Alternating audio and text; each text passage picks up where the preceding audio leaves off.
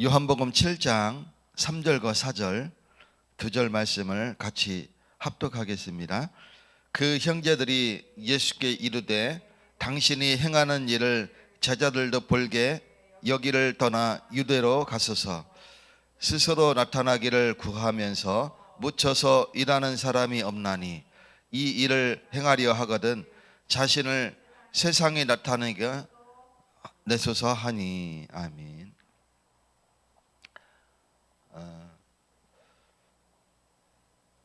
이거는 예수님이 세상에 나타나기를, 그래서 자기들에게 유익이 오기를 소원하는 그런 장면이죠. 오늘 말씀 제목은 인간은 오직 자기 스케줄만 생각합니다 라는 제목으로 같이 말씀을 나누도록 하겠습니다. 구원받은 우리는 어떤 삶을 살아야 됩니까? 바로 인본주의가 아닌 신본주의로 살아가야 됩니다. 내 뜻이 아닌 하나님의 뜻대로 우리가 우리의 삶을 살아가야 되겠습니다. 내 중심이 아닌 그리스도 중심으로 우리가 삶을 살아가야 되겠습니다. 근데 오늘 본문에 보면 예수님의 형제들,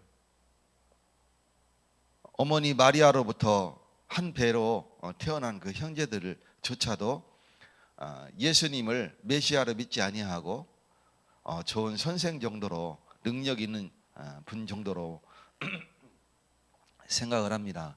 그러면서 이 좋은 능력을 가지고 저 유대 땅에 가서 많은 사람들 앞에 보여야 되지 않겠느냐, 지금 그 얘기를 하는 거죠. 예수님의 동생들임에도 불구하고 이때까지 이들은 아직 예수님을 구주로, 메시아로 믿지 아니하는 그런 모습들을 보게 됩니다. 에베소서 2장 8절에 보니까 아직 은혜가 임하지 않은 거죠. 에베소서 2장 8절에 보면 너희는 그 은혜에 의하여 믿음으로 말미암아 구원을 받았으니 이것은 너희에게서 난 것이 아니요 하나님의 선물이다. 예수님의 때가 아직 이르지 아니하니까 이들에게 하나님의 은혜가 이제 아직 임하지 아니하였고, 결국은 어떻게 합니까? 자기 뜻대로 자기 이익을 구하면서 인본주의로 자기 뜻대로 자기 중심의 삶을 살아가는 것들을 보게 됩니다. 이들이 나빠서 그런 게 아니라 예수님을 지금 어느 정도 생각해서 하는 그런 말들인 거죠. 그래서 4절에 보면 스스로 나타내기를 구하면서 묻혀서 일하는 사람이 없습니다. 이 일을 행하려 하거든 자신을 세상에 나타내소서, 이렇게 얘기하는 장면을 보게 되죠. 오늘 우리가 하나님의 은혜가 임하지 아니하면 내 뜻대로 살아가야 됩니다. 하나님의 말씀이 보이지 않아요. 그리고 하나님의 은혜가 임하지 아니하면 인본주의로 살아가야 됩니다. 하나님의 은혜가 임하면 신본주의로 살아가겠는데 은혜가 임하지 아니하니까 사람 중심으로 내가 관계도 좋은 관계도 맺고, 그리고 좋은 사람들과 연결되어져서 내가 성공의 길로 인도받는 거죠. 내 중심에 내가 있는 거예요.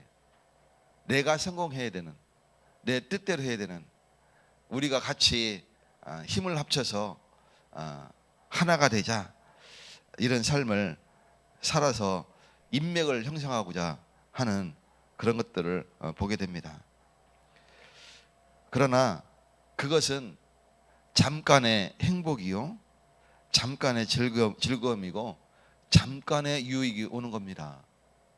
우리는 이것을 완전히 바꿔서 그리스도가 내 중심에, 그리고 내 뜻이 아닌 하나님의 뜻대로, 인본주의가 아닌 신본주의로 우리는 살아가야 됩니다. 오늘 저와 여러분이 이 은혜를 누리시는 날 되시기를 축원드립니다. 은혜가 임하니까 나중에 마가의 집에 모였던 120명의 문도 중에 이 사람들이 다 속했어요. 오늘 하나님의 은혜가 내게 임하기를 기도하시는 날 되시기를 축원드립니다. 예수님의 때는 언제입니까? 바로 갈보리 십자가에 달리시는 그때. 요한복음 19장 30절 다 이루었다 하시고 죽으시는 그 장면, 그리고 사흘 만에 부활하신 예수님의 때입니다. 그러나 사람들은 어찌합니까? 자신의 때를 기다리는 거예요. 그래서 틈만 나면 예수를 죽이려고 하고, 틈만 나면 예수 일당을 무너뜨리려고 하고, 그래서 틈만 나면 그들을 율법으로 지적하고 정죄하는 그런 모습들을 보게 됩니다. 율법으로 지적하고 정죄하는 게 옳은 일일까요? 세상 율법으로 보면 옳은 일이죠. 남 잘못한 거 끝까지 발췌해서 지적하고 정죄하고 하는 일들, 신본주의가 아닙니다. 인본주의입니다.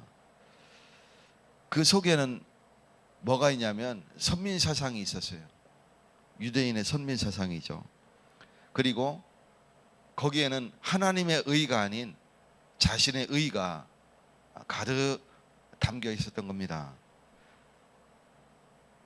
우리가 착하게 살면 구원받습니까?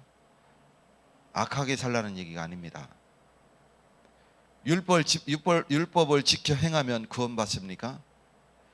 율법을 지키지 말라는 얘기가 아닙니다.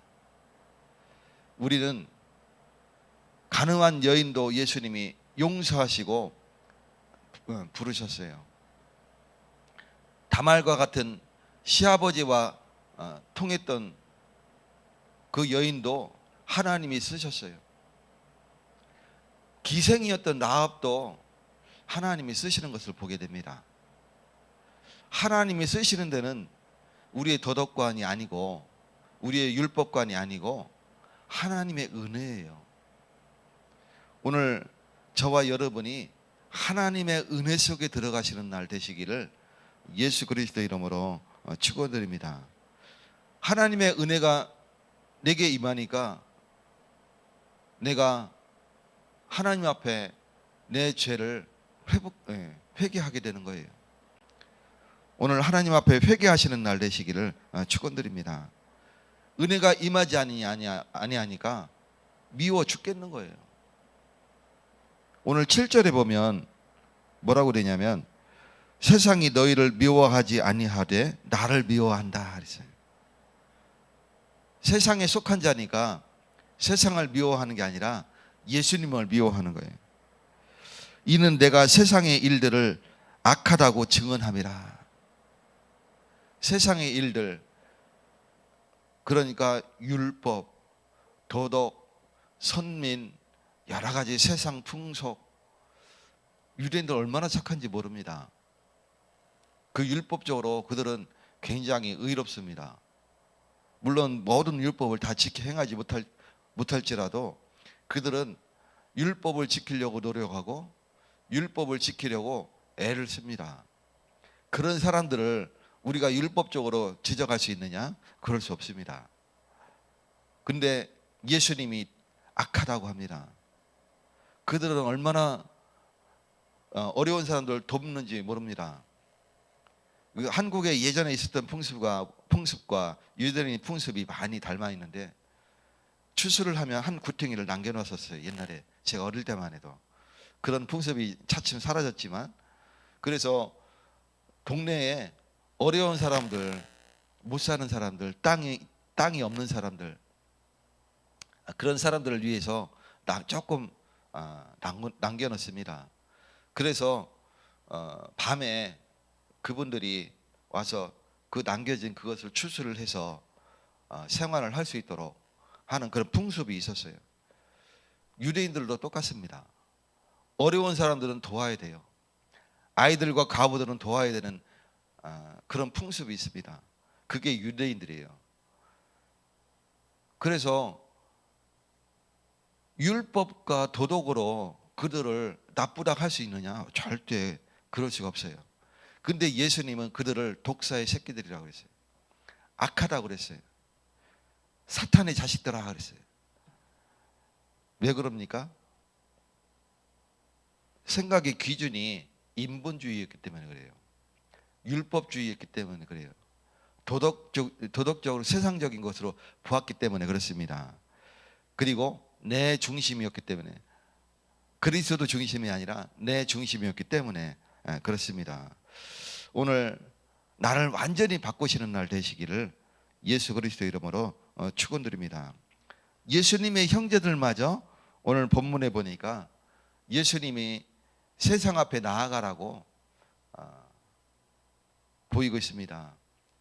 신본주의가 아닌 인본주의를 보게 됩니다. 인간의 나약한 모습이면서 자기를 드러내고자 하는 그런 욕심이죠. 그래서 나는 이런 능력을 가진 사람입니다.